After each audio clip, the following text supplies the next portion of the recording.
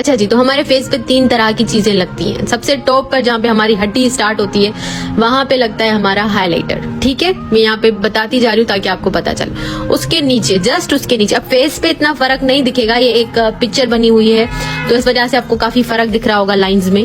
तो उसके नीचे लगेगा ब्लश। ठीक है, ब्लश के जस्ट नीचे, बिल्कुल नीचे, साथ ही लगेगा कॉन्टोर का शेड। ठीक है, अब ये जब आप रियल फेस पे अप्लाई करोगे तो ये बिल्कुल लाइनें साथ साथ होंगी। ठीक है, अब ये पिक्चर है और ये पेन के साथ मैं बना रही हूँ तो आपको लग रहा होगा दूर दूर है, लेकिन ये बिल्कुल साथ साथ होंगी। ये 3 चीजें लगेंगी आपके फेस पे इस तरह से। ठीक है, लेकिन जब आप अपने फेस पे लगाओगे तो ये सारी चीजें आपस में ब्लेंड होनी चाहिए, ताकि लगे ना कि ब्लश अलग, कॉन्टोर अलग, हाइलाइटर अलग है। ठीक है, सारी चीजें आपस में ब्लेंड होनी चाहिए। इस तरह से मैंने आपको तरीका बताया ना, सैलून में इसी तरह से ये ब्लश को अप्लाई किया जाता है। इस वजह से उनका ब्लश इतना अच्छा लगता है, परफेक्ट सी शेप आ रही होती है। आपने देखा होगा साइड में वो देखेंगे तो एक परफेक्ट सी शेप आती है, तो वो इसी तरह से ही आती है। बताती हूँ कि एप्पल ऑफ द चीक क्या है। एप्पल ऑफ द चीक ये होता है जहाँ पे मैंने आपको सर्कल बना के दिखाया है, और जो टेम्पल ऑफ द चीक है जहाँ पे हमारे एब्रो एंड होते हैं ना, उसके बाद वाला जो एक होता है एरिया हमारे फेस पे, उसको टेम्पल ऑफ द चीक कहते हैं। यहाँ पे मैं पिक्चर भी लगा देती हूँ आपको जहाँ समझ आ जाए। ठीक है, थोड़ा सा मजीद वाज़ा करके बताऊं कि ये एक फेस है और हमारे गाल कहाँ से स्टार्ट होते हैं, जहाँ से हमारे गाल स्टार्ट होते हैं ना, उसको हम कहते हैं एप्पल ऑफ द चीक। ठीक है, और बाकी जहाँ मैं लाइन लगा रही हूँ इस वाले सारे एरिया को ऊपर तक एब्रो की एंडिंग तक जो है टेम्पल ऑफ द चीक कहते हैं। हमेशा आपने टेम्पल ऑफ द चीक की तरफ अपना ब्लश ब्लेंड करना है। अब बात करते हैं कि कौन सा ब्लश जो है वो आपके स्किन टोन के अकॉर्डिंग सूट करेगा। हम क्या करते हैं, हम किसी भी फेस पर पिंक लगा लेते हैं, रेड लगा लेते हैं। एक रिवाज जो हमारी चल रही है पिंक लगाने की, तो वो हम करते रहते हैं। लेकिन आपने कभी देखा है सैलून से जब कोई तैयार होके आता है तो उनके ब्लश का कलर डिफरेंट ही होता है, ब्राउनिश पीचिश टाइप का होता है, जो कि बहुत ही डिफरेंट और यूनिक लग रहा होता है, क्योंकि उन्होंने ऐसा ब्लश यूज किया होता है जो उनके स्किन को कॉम्प्लीमेंट करता है। हाँ, जो है वो मैंने कलर लिख लिए हैं ताकि आपको एक आइडिया रहे, लेकिन आगे चल के मैं आपको दिखाऊंगी भी कि कौन से कलर ज्यादा सूटेबल रहेंगे आपके लिए।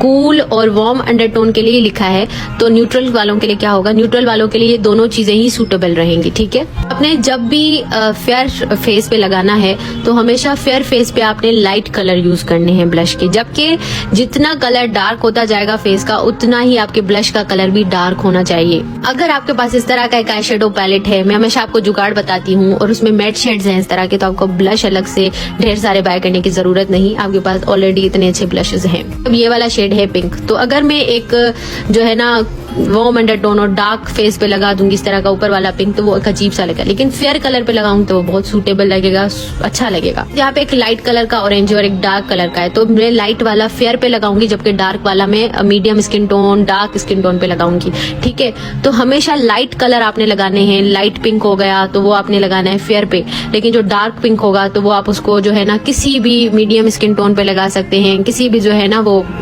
डार्क स्किन पे लगा सकते हैं। इसी तरह से है कि अगर आपका क्लाइंट है उसका स्किन काफी डार्क है तो आप उसका जो ब्लश है उसको भी डार्क रखोगे, लाइट नहीं रखोगे, लाइट कलर नहीं लगाओगे उसको, क्योंकि उसको लाइट सूट नहीं करेगा।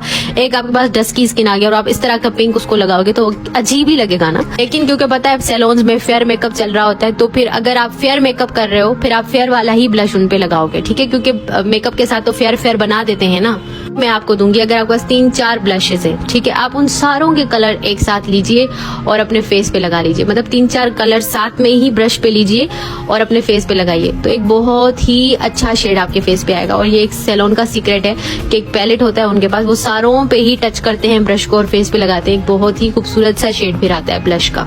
जैसे मेरे पास ये पैलेट है, इसके अंदर ना 2 तरह के ब्लश के शेड आपको मिलते हैं। ठीक है, एक पीच मिलता है, दूसरा मैरून टाइप का मिलता है। अब ये जो पीच शेड है ना आपके पास होने चाहिए आपके सैलून में, क्योंकि ज्यादातर सैलून में पीच कलर यूज किया जाता है या फिर ऑरेंज कलर यूज किया जाता है, या फिर पीच और पिंक दोनों को मिक्स करके फेस पे लगाते हैं।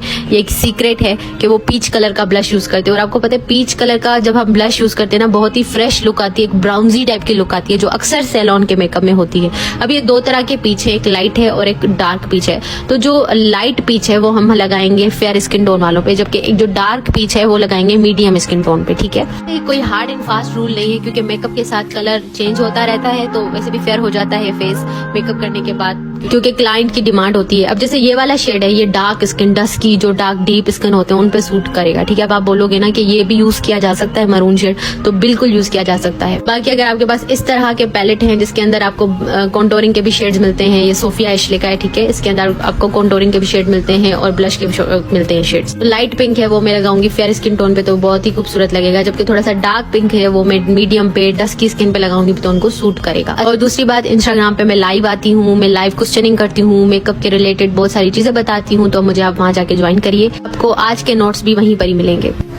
तो ये देखिए, ये जो ब्लश है, अब इसमें भी दो तरह के शेड्स हैं, एक लाइट पिंक है, एक डार्क पिंक है। तो आप समझ गए ना आप कौन से स्किन पे लगाना है। अदरवाइज आप दोनों को मिक्स करके भी यूज कर सकते हो। इस तरह के पैलेट मिलते हैं मार्केट में, तो मैं आपको सजेस्ट करूंगी कि आप इस तरह का एक पैलेट बाय करके रखें। ठीक है, अब देखिए सारे डार्क कलर है, सिर्फ एक कलर बहुत लाइट सा है, लाइट पिंक सा है। ठीक है, तो ये वाला जो पिंक जो ज्यादा यूज किया गया है, ये वाला पिंक आप फेयर पे यूज करोगे। ठीक है, फेयर पे, क्योंकि अगर आप एक डीप और डस्की पे यूज करोगे तो वो अजीब लगेगा। ठीक है, बाकी जो सारे डार्क टाइप के शेड है, ये मीडियम पे भी सूट कर जाएंगे और ये डस्की डीप स्किन पर भी सूट करेंगे, यानी थोड़े से जो डार्क होते हैं, ब्राउनिश टाइप के स्किन टोन होते हैं। ऊपर थोड़े से लाइट टाइप के शेड्स हैं, ये वाले सारे, ये भी फेयर स्किन टोन पे यूज किए जाते हैं, मीडियम फेयर पे भी यूज किए जा सकते हैं। लेकिन आप अगर अपना सैलून रन कर रहे हो तो मैं आपको सजेस्ट करूंगी कि आपके पास एक पीच शेड होना चाहिए या फिर ऑरेंज कलर का ब्लश होना चाहिए, क्योंकि सैलून का सीक्रेट है ये कि वो पीच या ऑरेंज कलर का ब्लश लगाते हैं। कह रहे हो ना कि डायरेक्ट ऑरेंज लगाएंगे तो अजीब लगेगा, तो आप पीच को जो है या ऑरेंज को पिंक के साथ मिक्स करके यूज करेंगे तो बहुत ही जबरदस्त टाइप का एक लुक क्रिएट होगा। ये वाला जो एक शेड है, ये जो है वो